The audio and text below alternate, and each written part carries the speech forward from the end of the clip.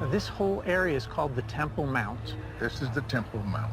The temple was a building 7 stories high, stood on top of this Temple Mount, on top of that flat area where those trees are. In 20 BC, King Herod the Great built a temple where Jews could worship their God. It was designed to last forever. Herod says, we're going to create the most spectacular physical structure in the entire Middle East, maybe in the entire world. You can see these gigantic stones at the bottom. Those are called Herodian stones. The Jewish temple to the one God stood on top of that mount before there was Islam or Christianity. But in the year 70 AD, the Romans sacked Jerusalem and demolished the temple. In the centuries since, Jews have come to pray at its remains, the Western or Wailing Wall. It was almost 1,900 years before the site returned to direct Jewish control in 1967. We are about 70 years into the new Israel. Why hasn't the temple been rebuilt? 2 reasons. One is because the Jews aren't ready, and the other is because the Muslims aren't ready. The state of Israel militarily, politically controls this whole area. But the state of Israel gave the Temple Mount area on the top to the Muslims. While the top of the mount is off limits to Jewish religious rites, there are sacred spaces underground, which Yoram says will help me understand the Jewish vision for end times. This is it. We've come to the closest that a human being can come to the Holy of Holies, the most sacred spot in the world. That's the room in the temple that one human being would enter once a year, the high priest, on Yom Kippur, on the holiest day of the year, and he would say God's name. Orthodox Jews believe that without this temple, their religious rites are incomplete. So they await the day when their temple is rebuilt. Is there a Messiah? In Judaism? In Judaism? Jews invented the Messiah. But it's not the same Messiah that most people think about. Okay. Right? Because when Christians think of the Messiah, they think of someone who's divine. Yeah. They think of, the end of days. What we have for the Messiah is a man, a king of this earth, who's going to bring peace among the nations in this world. And he will not be divine. He will not be divine. And Yoram tells me this mortal Messiah has a very specific to-do list. According to Jewish tradition, he has 3 things he's supposed to do. Number 1, he's going to reconstitute the Jewish kingdom or the Jewish state. Number 2, he's going to bring peace with the neighbors. And number 3, he's going to rebuild that temple. Rebuild the temple. Here we are. This is 2015.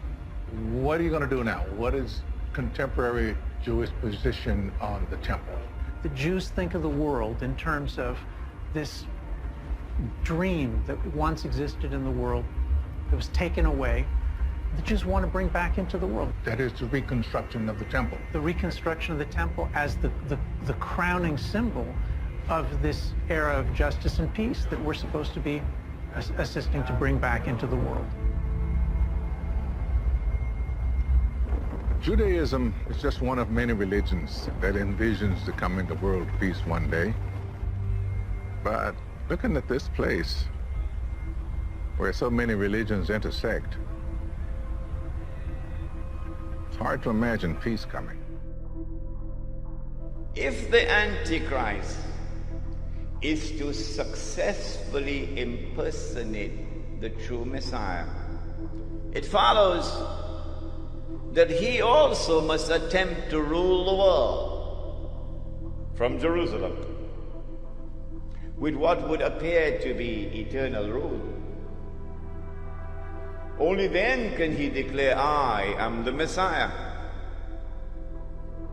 If he is to do that and convince the Jews that he is indeed the Messiah, then it follows logically Number one, he would have to liberate the Holy Land for the Jews. Number two, he would have to bring them back to the Holy Land to reclaim it as their own. Number three, he would have to restore a state of Israel in the Holy Land and get them to believe that this is the holy Israel of David and of Solomon, alayhi salam. Of course it would not be. It would be an imposter. Then they would be convinced.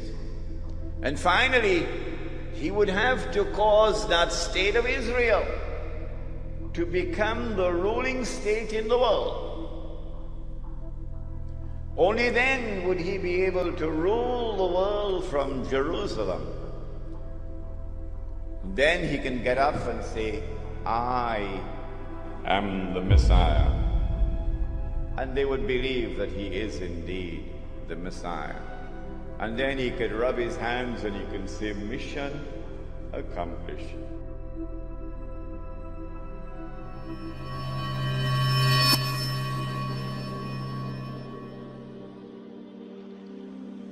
Allah subhanahu wa ta'ala eventually allowed them to enter into the Holy Land after 40 years. And Dawood alayhi salam establishes the state of Israel, the first Islamic state, and establishes Jerusalem as the capital of the first Islamic state. And he is succeeded by his son Sulaiman, Nabi Sulaiman alayhi salam. And he builds the masjid in the capital city of the Islamic State. And when you read the story in the Quran of Sulaiman alayhi salam and the Queen of Sheba, read between the lines and you'll see in that story the recognition of the state of Israel as the ruling state in the world. And the definition of a ruling state is that it can impose its will on any rival. And so this is the golden age of Banu Israel, the time of Nabi Dawood alayhi salam and Nabi Sulaiman alayhi salam. But after the death of Sulaiman alayhi salam, Allah subhanahu wa ta'ala had prohibited riba in the Torah. They changed the Torah. They rewrote it. The Torah now says, you can find it, go look in it, you'll find it, it's still there. It is haram for a Jew to lend money on interest to another Jew. Rabbi, can you tell me why? Answer, don't rip off your own brother. That's why. It is haram for a Jew to lend money on interest to another Jew. But it is halal, he can lend money on interest to those who are not Jews. It's called double standards. Because of this change they've made in the Torah concerning riba, among other things, they have now violated the condition of righteous conduct. And so Allah subhanahu wa ta'ala responds to this. In Surah to Bani Israel, He refers to this as fasad. Fasad is corruption. This is the corruption of the word of Allah. وَقَضَيْنَا إِلَى بَنِي إِسْرَائِيلَ فِي الْكِتَابِ لَتُفْسِدُنَّ فِي الْأَرْضِ مَرَّتَيْنِ وَلَتَعْلُنَّ عُلُوًا كَبِيرًا. That we recorded it in the Torah, in the Zabur, in the Torah, that Banu Israel will commit fasad in the land, yani al-Ardul Muqaddasa, in the Holy Land, on 2 occasions. This is the first one. Allah subhanahu wa ta'ala responded to it by sending an army from Babylon. An army that worshipped the sun and the moon and the stars and idols. So these ibad are sent by Allah subhanahu wa ta'ala. And they destroy the state of Israel. And they destroy the masjid. And they take Banu Israel into slavery in Babylon. And so now they're weeping by the rivers of Babylon. Allah subhanahu wa ta'ala sends a prophet, Isaiah. He sends many other prophets, but this one in particular, to communicate a divine promise. What is the promise? We were told about a divine promise which was communicated to the Israelite people, that Allah was going to send a prophet who would be known as Al-Masih, the Messiah, and who would rule the world with justice, confirmed by Nabi Muhammad alayhi salatu wasalam. He would be Hakimun Adil. He would rule the world with justice from the throne of Nabi Dawood alayhi salam, the Prophet David, and with a rule which would be eternal. But when that promise was communicated, the Israelites were out there in Babylon, and the Holy Land was occupied. The Israelite people understood that if the Messiah was to fulfill this divine promise,